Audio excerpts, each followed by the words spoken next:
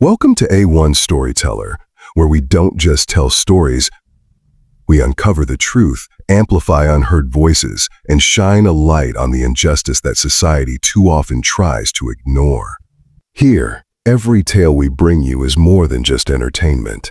It's a mirror held up to the world, revealing hidden strength, righteous defiance, and the moments when people rise above prejudice and power plays with dignity, brilliance, and fire. In today's story, we take you into the heart of what should have been a peaceful afternoon, a Black family enjoying the sunshine, food, and laughter at a local park. But in a world where being Black in public is too often mistaken for being suspicious, their joy was seen as a threat. What starts as a simple picnic turns into a full-blown confrontation, triggered by a woman who couldn't see beyond her own prejudice. She called the police, certain that her assumptions were right, but what she didn't know is who she was really messing with. Because this family, they aren't just anybody. They're leaders, they're legends, they are Black excellence embodied. And when the truth comes out, it doesn't just shock the officers, it stuns the entire community and exposes a truth that's bigger than any one park, any one city, or any one Karen. So buckle up, hit that like button, and stay with us until the very end. Because what happens in the next few minutes, you won't believe it until you hear it all. This is A1 Storyteller, where the stories are raw, real, and always reveal who people really are when the masks come off. Let's begin. Chapter 1. The perfect Sunday, the sky was an endless sea of blue, the kind of day where every leaf seemed brighter, every laugh echoed longer. It was the kind of day meant for peace, and that's exactly what Marcus Johnson had in mind. He stood under the shade of a towering oak tree, wearing a short-sleeved button-up jeans and flip-flops.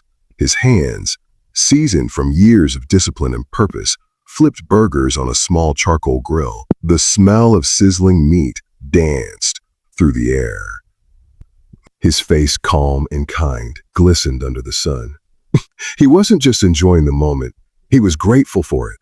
Beside him, Dr. Aaliyah Johnson, radiant in a flowing sundress and sun hat, carefully laid out plates, napkins, and mason jars of her famous lavender lemonade. Her every move spoke of elegance, control, and grace. A surgeon by profession, but today, she was just Mom. Laughter rang out from the nearby playground, where Ava and Amara, the twin daughters, tumbled through the grass with their cousin Cameron, a smart, curious boy who never went anywhere without a dinosaur toy in his pocket. Perched on a foldable chair, Miss Thelma Johnson, the 72-year-old matriarch, looked on with a sense of pride. Her hat, cream-colored with a purple ribbon, sat perfectly, as always. She never left the house without it. The picnic was in full swing. Deshaun Johnson, Marcus' younger brother and former Marine, set up a Bluetooth speaker that began playing smooth jazz, Grover Washington Jr., to be exact. The music was soft, chill, and just enough to melt into the atmosphere. This was their moment. A successful Black family, simply existing in joy. No politics, no problems, but peace, especially for Black families in America, has never been promised. Across the park, about 20 yards away, sat a pair of sharp eyes, narrowed behind designer knockoff sunglasses, watching, judging. And those eyes belonged to someone who believed that peace and picnic tables had rules, unspoken ones, about who deserved to enjoy them. Her name was Karen Whitmore. Chapter 2. Karen's watchful eyes. Karen had been sitting on the same weathered bench every Sunday for the last 12 years. It was her park, or so she believed. Her small white Pomeranian yipped in her lap while she sipped a lukewarm iced mocha and glared toward the Johnson family. She watched Deshaun stretch after unloading chairs. Watched Aaliyah apply sunscreen to her daughters. Watched Marcus adjust the grill. Her eyes beady and scanning, missed nothing, but understood even less. She shifted uncomfortably. They were taking up too much space, too much volume, too much presence. When Cameron let out a triumphant shout after climbing the jungle gym, Karen flinched. She muttered under her breath, "Animals." She wasn't concerned about actual laws being broken. She was just uncomfortable. And when people like her get uncomfortable, they grab their phones instead of their logic. As Deshawn poured sparkling water into red plastic cups, Karen stood up, determined. Her Pomeranian barked in rhythm with her clicky heels as she made her way toward the family. Chapter 3, Karen makes her move. Karen marched like she owned the ground she walked on, cutting through the laughter and warmth like a storm cloud. She arrived at the picnic blanket and crossed her arms dramatically, her voice already sharp. "Excuse me." Everyone turned. Even the music paused as if the Bluetooth speaker sensed the tension. Marcus looked up, puzzled but polite. "Yes." Karen's nose twitched. "Are you supposed to be here?" The question hung in the air like smoke. For a brief moment, no one moved. Aaliyah stood slowly, her smile polite but tight. "Yes, we are." Karen narrowed her eyes. "I mean, this is a community park. For residents, we live here," Marcus replied, calm and measured. Just a few blocks down, Karen's eyes flicked over the table, the speaker, the kids. "You've brought a lot of people, and it's very loud." Deshawn tilted his head, arms crossed. Mom, it's jazz. Smooth jazz, not DMX." Karen ignored him. "You're blocking the path, letting your kids run wild. Someone could get hurt." Standing quietly behind her mother, whispered, "We weren't doing anything wrong." Karen ignored her too. Then she turned toward the grill. "Is that even allowed? Open flames? In this park?" Marcus glanced at the small, legal charcoal grill inside. "It's permitted. We checked. Would you like to see the rules printed from the city's website?" Karen didn't respond. Instead, she pulled out her phone. "I'm calling the police. I don't feel safe. And others are concerned." Deshawn rolled his eyes. "Others, huh? Funny how they're all smiling and waving, but somehow you speak for the whole park." Karen stepped back, fingers punching at her screen. As she turned and began her 911 call, the Johnson family stood frozen in disbelief, not fear, not confusion, but exhaustion. Because this wasn't new. It wasn't shocking. It was just happening again. Marcus whispered to Aaliyah, "Stay calm. Let them come. Let the truth handle this." Aaliyah nodded, placing her hands gently on the shoulders of her daughters, who now looked up at her, wide-eyed, unsure of what they had done wrong. Nothing. They had done nothing wrong, and yet sirens would soon be screaming toward them. Not because they were a threat, but because of the threat someone assumed them to be. Chapter 4. Sirens in the sunshine. The afternoon breeze had barely stirred the trees when the first siren cut through the calm like a blade. The Johnsons stood tall and composed, but the air had shifted. The jazz had stopped. The conversations around the park had died out. All eyes were now on them. Deshawn exhaled, muttering, "Here we go." 3 patrol cars pulled into the lot like they were responding to an armed robbery. Doors flew open. Officers stepped out, hands near their holsters, scanning the picnic like they were approaching a crime scene. Karen stood off to the side, her face smug and vindicated, arms crossed like she had just protected the neighborhood from danger. One officer, tall and broad with sunglasses still on, approached first. His badge read Officer McKinley. Marcus stepped forward, both hands visible, calm in his stance. "Afternoon, officers," he said. "Is there a problem?" Officer McKinley's voice was clipped, rehearsed. "We received a report of suspicious activity, possible disturbance, unauthorized grilling, and unsafe behavior with minors." His jaw clenched. "Excuse me," Deshawn scoffed.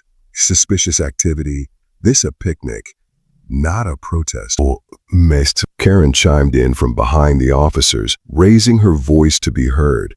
They've taken over the park, blocking the path, loud music, open flames, children yelling. It's out of control." Officer McKinley turned back to Marcus. "Can I see a permit for this gathering?" "We don't need a permit for a family picnic," Marcus replied. There's no amplified sound, no commercial use, and grilling is allowed on park-approved grills. We checked city ordinances. Another officer, Officer Lance, scanned the area. Looks like a family get-together to me. Karen's face flushed red. You're just going to let them do whatever they want? Officer Lance raised an eyebrow. Mom, what exactly is it that they're doing? Karen paused, caught between her exaggeration and the reality in front of her. They're making people uncomfortable, Deshaun muttered under his breath. That's because we're black and happy. That's the crime. Marcus turned to McKinley. You want ID? Fine. But can you explain to my daughters why the police showed up at a family picnic like it was a drug bust? The officers exchanged glances, and then something shifted. Chapter 5. When the badges see the truth, the third officer on scene had stayed quiet this whole time watching. She was younger, brown-skinned, her curly hair pulled into a neat bun under her cap. Her nameplate read Officer Ramirez. As Marcus spoke, her eyes flicked to the children, who were now clinging to Aaliyah and Miss Thelma, clearly confused and scared. She stepped forward, lowering her sunglasses. I know you, she said, pointing gently at Aaliyah. Aaliyah looked puzzled. You do? Dr. Aaliyah Johnson. You performed emergency surgery on my mother at Eastview Medical last year. She had a ruptured appendix. You saved her life. Aaliyah blinked. Oh my God. Officer Ramirez? The two women nodded slowly in recognition. The tension in the air began to dissolve like mist under sunlight. Officer Ramirez turned to her partners. This family isn't suspicious. They're one of the most respected in this city. Karen's voice cut in, high-pitched and defensive. You don't know what they're really doing here. Look at all the stuff they brought. It's probably illegal. Who even needs that many chairs? Deshaun leaned over and whispered to Cameron, better call the chair patrol. Cameron giggled, despite the situation. Officer McKinley finally removed his sunglasses. His tone had softened, but still held a sliver of suspicion. So your name? Marcus held up his wallet. Marcus Johnson. McKinley's brows furrowed. The Marcus Johnson, former Deputy Director of Homeland Security. Karen's jaw fell open. Marcus nodded slowly. Yes. Retired now. Just here for my family. McKinley took a step back. During your articles. Your testimony before Congress about national intelligence reform? That was me, Marcus said, almost apologetically. And the woman beside you, Officer Ramirez added, is one of the top trauma surgeons in the state. Now the gentleman with the speaker, former Marine, this family isn't breaking laws. They're upholding them, Karen sputtered. You can't be serious. You're just going to let them. Officer Lance turned toward her, his voice firm now. Ma'am, unless you're reporting an actual crime, we're going to ask you to leave them alone. Karen's face twisted with indignation. I pay taxes. I have rights. Miss Thelma Johnson finally stood up, her voice calm but commanding. A child, we all pay taxes.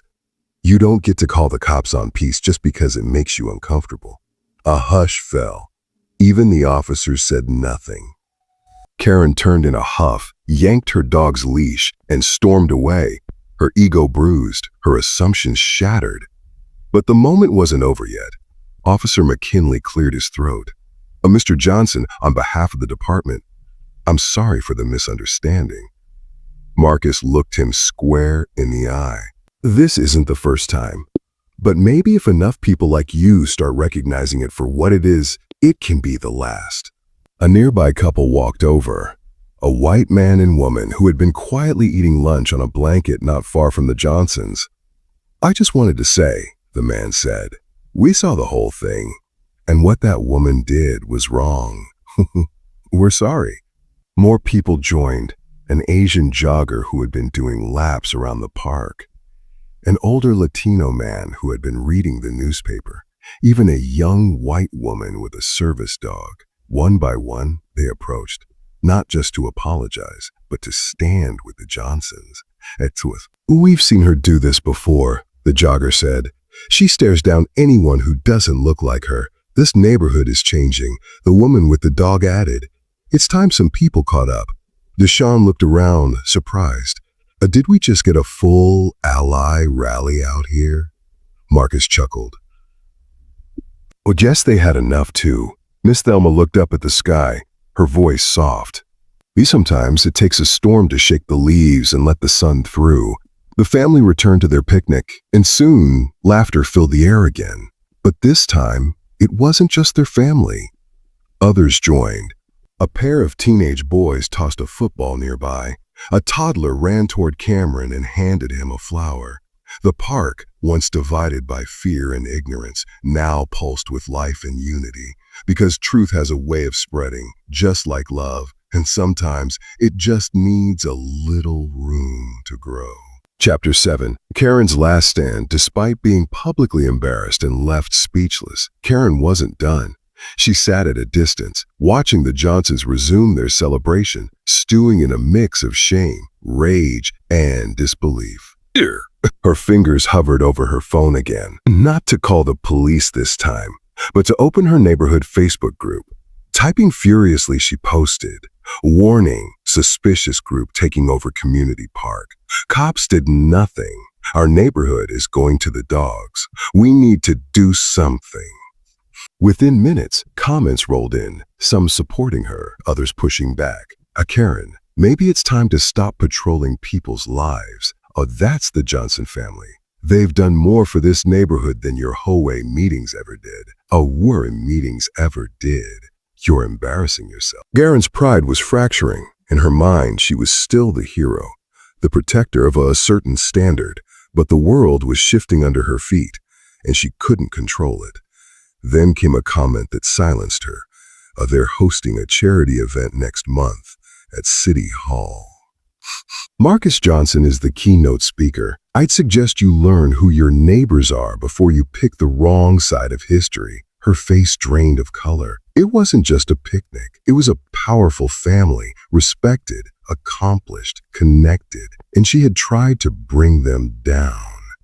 But in doing so, she'd only exposed herself. Chapter 8.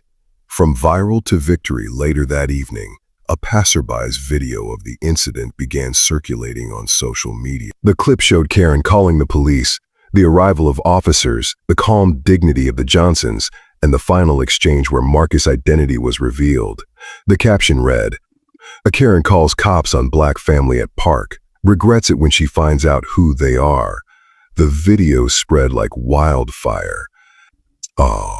TikTok, Instagram, Twitter, YouTube. Within hours, it had over 2 million views. Comments flooded in. The way Miss Thelma checked her with one sentence, iconic. This is the new America. Respect to the Johnsons. A plot twist. The grill master was Homeland Security. News outlets picked it up.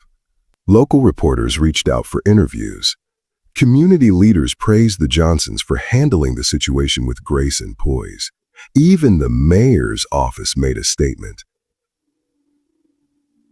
Today, a local family reminded us that dignity cannot be shaken by prejudice. The Johnsons represent the strength of our city's future.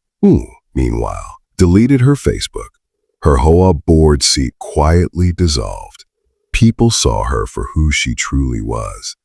The Johnsons, however, stepped into the spotlight. Not for fame, but for change. Chapter 9. Peace redefined the following weekend. The same park looked different. But because of decorations or events, but because of energy. Families of all backgrounds gathered. Foldable chairs stretched from one end to the other. Potlucks, barbecues, story circles. Kids from different races played freeze tag together. And in the center, the Johnsons hosted the first ever Unity in the Park event. Marcus stood at a small podium, mic in hand. We didn't ask to be confronted. But we were. And instead of letting it divide us, we used it to unite this community. The crowd clapped. Miss Thelma, seated in her same cream hat, nodded in approval. Cameron ran over and handed her a snow cone. It's mango, Grandma. She smiled. Grandma.